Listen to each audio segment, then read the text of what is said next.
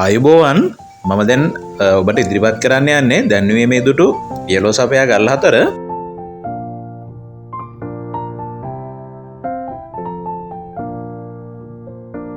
මේ ගල් හතර iClean ගල් හතරක්. මේක ටිකක් zoom කරාම නම් කලර් එක වැඩි වෙලා පේනවා.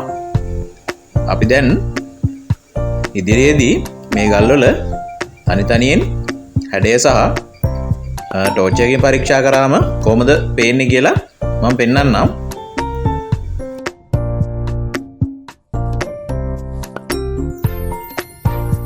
මේක තමයි පළවෙනි ගල.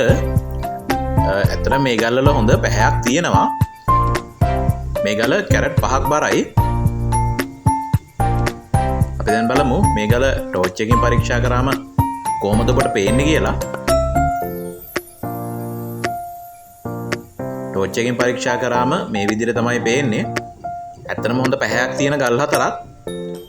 zoom කරාම නම් ටිකක් කලයක වැඩි වෙලා පේනවා. නමුත් හොඳ පැහැයක් තියෙන ගල් හතරක්. ඔබට පළවෙනි ගල ටෝච් එකකින් බැලුවොත් පේන්නේ මේ විදිහට.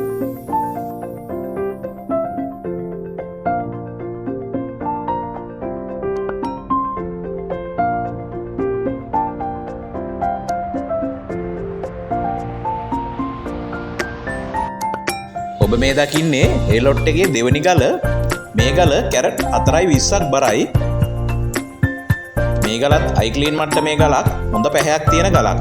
අපි දැන් බලමු මේකට ටෝච් ආලෝකයක් දුන්නම අපිට පේන්නේ මොන විදියටද කියලා.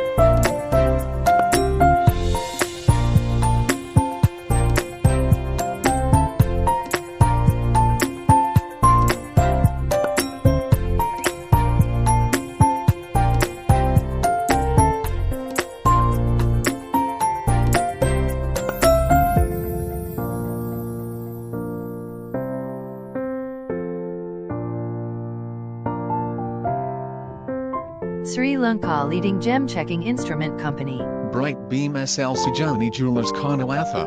හරි අපි දැන් මේ පුෂ්පරාග එහෙම නැත්නම් yellow sapphire lot එකේ තුන්වෙනි ගලට එමු. මේ ගල කැරට් 3.70ක් බරයි. මේ ගලට ටෝච් ආලෝකයක් යොමු කරොත් අපිට පේන්නේ මේ විදියට. ඒ ගලෙත් හොඳ පැහැයක් තියෙන ගලක්.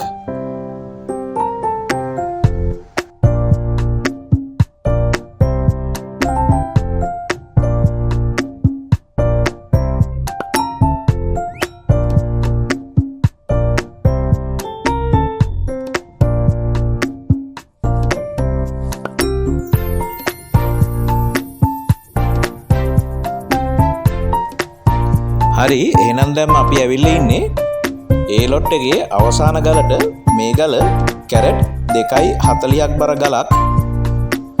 විශේෂයෙන් කියන්න ඕනේ මේ ගල් හතරම කපා උපදැමීමට හොඳින් ඉඩ තියෙන, ඒ වගේම කපා උපදැමීමට පහසු වෙන විදියට සැකසීලා තියෙන හොඳ හැඩයක් තියෙන ගල් හතරක්.